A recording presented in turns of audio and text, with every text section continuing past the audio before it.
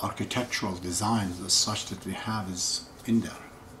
So is the shrine of Baha'ullah, which is right beside it. So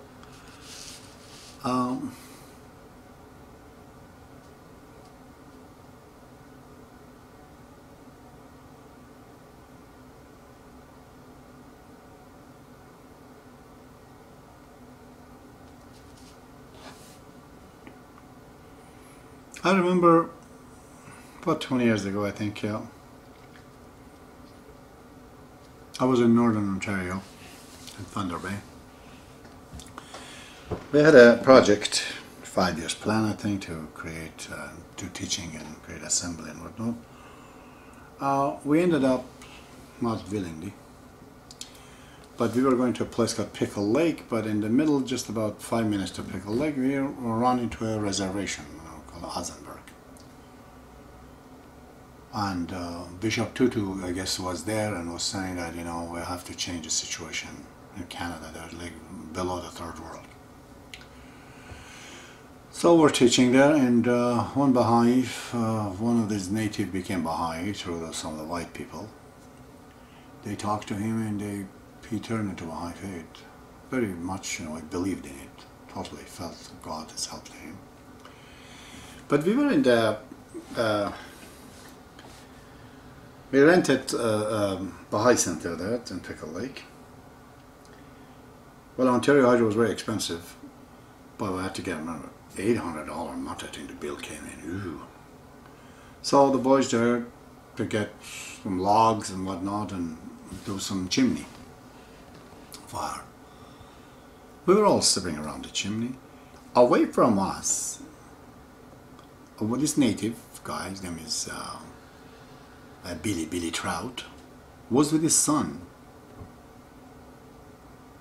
sleeping.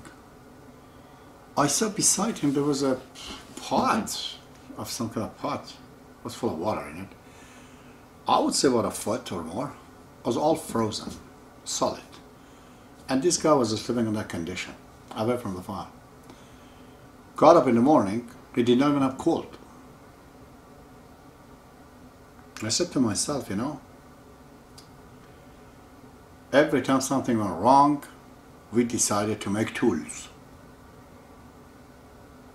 Okay, we need heat, let's heater. We need cold, let's get air condition. We have clothes, let's get an iron. We became tool makers. So many thousands of tools we made, you know, conditioned our life with the existence of these tools. I saw native of North America, they showed me the lesson that they said, you know, man is man, time is gone, intelligence was there, but they turned the intelligent not into making tools, trying to make themselves, to adapt to the nature, to become a part of the nature. So nature cannot bother them in a cold.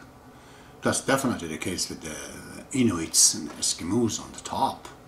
How could they live in absolute condition of cold? Impossible to live. Their body adapted. Adaptation of body is unbelievable.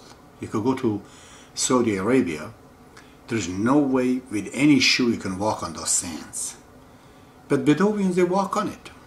They have probably a callus of 1 inch in the bottom of their legs. It's like built-in shoes. So this adaptation to the nature is a way towards the simplicity.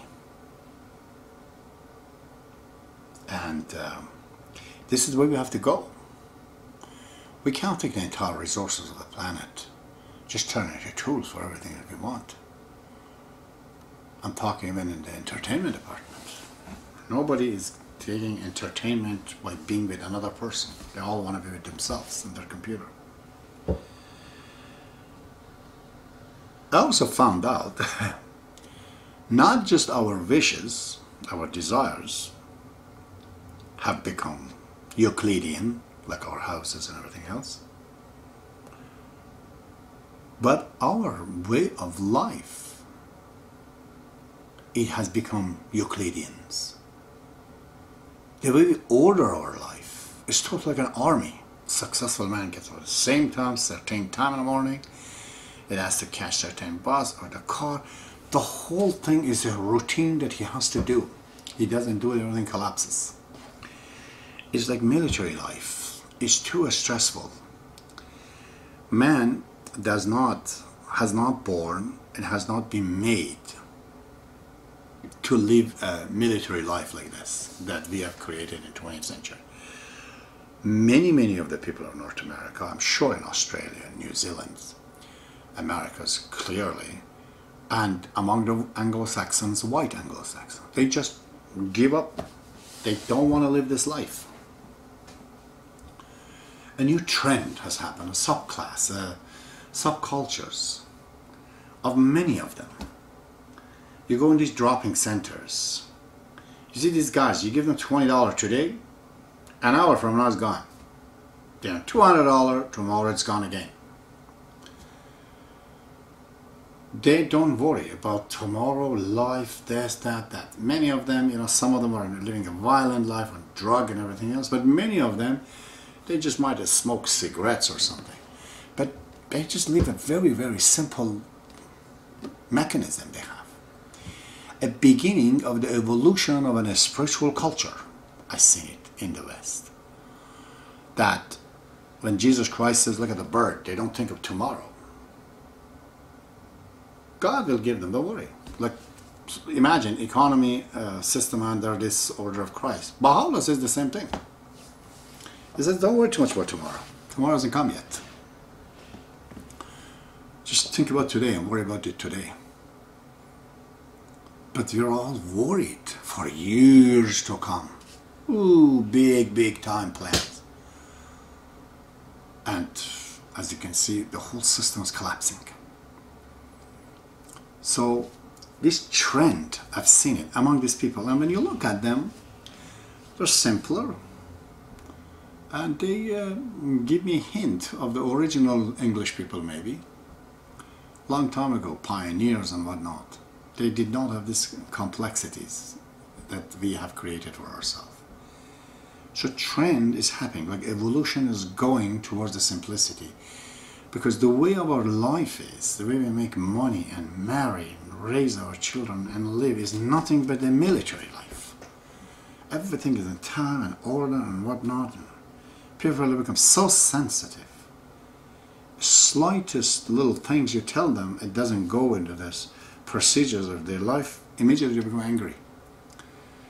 You know, we say tolerance, but really when it comes tolerance in a sense that for ourselves to tolerate, actually we don't have that tolerance power at all, you know.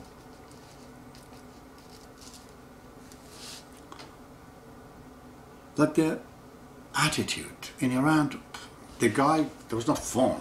I'm sure in Europe was the same thing. So simply they decided, okay, we want to go see our uncle next city or next village. They would take on their donkey and horses or carriages, they just go there. And the relative in the other village, they won't tell them, oh, you didn't call us, you didn't come here, or this or that. Just receive them. They were there. That was the system. Everything was not pre-planned, you know. In my opinion, life is a road that is not paved by us, by me. My life has not been paved, of course. Nobody has lived my life. I have to live it myself. So, I cannot plan for future. It's very difficult. But I have to learn the arts of living, just like having a license to drive. As I'm going the road, when the road turns, I turn. When it goes up, you know, I change the gear. When it comes down, lower the gear.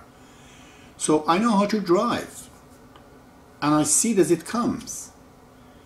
But we tend to plan right now. I'm going to throw, I don't know, $20 in the pocket of my kids when it grows up, 18, 20. Doing so many things, the brain is full. It just becomes a machine. We have to get rid of it. It can't be. I remember again another story. It's not just fate. So we were in these reservations and I saw there's too many people are drinking. And they told me, what do you think? I said that I don't know what happens when we go in a wrong road. I said to native people there. I said, what do you do? So you go in this road and you find out after sometimes, hey, this is not the road that you were going. He said, yeah, we will come back. I said, well, we'll do the same thing. We've gone through this, let's go back to where we know things was right. What does that mean? I said, there were sweat lodges. There were sweat lodges. They said, yeah, you know sweat lodge? I said, yeah, I heard of it. I've never been in one. So I decided from this village, whatever Azenberg, to go down to Canora to Rat Portage, and Assembly sent us to go see some Alex. As I mentioned, this story was before. By mistake, instead of going to Alex Half, we ended up going to Alex Skeet, this magnificent Indian, tall, with a long hair, old man. He wasn't Baha'i, but we thought this is Alex. So as we talked to him about it, I think me and Vincent was there. And he said, oh yeah, I'm a Baha'i too. I'm a lot of good things, all the good things I am. But he never questioned us. When I told him that I like this guy, I don't know what's his name was, last name was Wazikizik. Stephen Wazikizik or something. I tell him I want to get him to come to your, you know. He said, yeah, that's good for him if he comes. I said, yeah, he's here, we're here, we're going to go. And he cut down his daily things that he was doing, this big chief, big medical man. So he ordered a sweat lodge and received us, and we went to sweat lodge and we came in, and I told him what the story is. He said, it's simple. You know, when your body gets dirty, so you wash it. When inside gets dirty, what do? He says, we wash it. What do? You just drink water and you go inside and you sweat. The dirt attaches to the water. As you sweat, it comes out. When you come, you feel clean. We went there, we did it, we felt cleaner.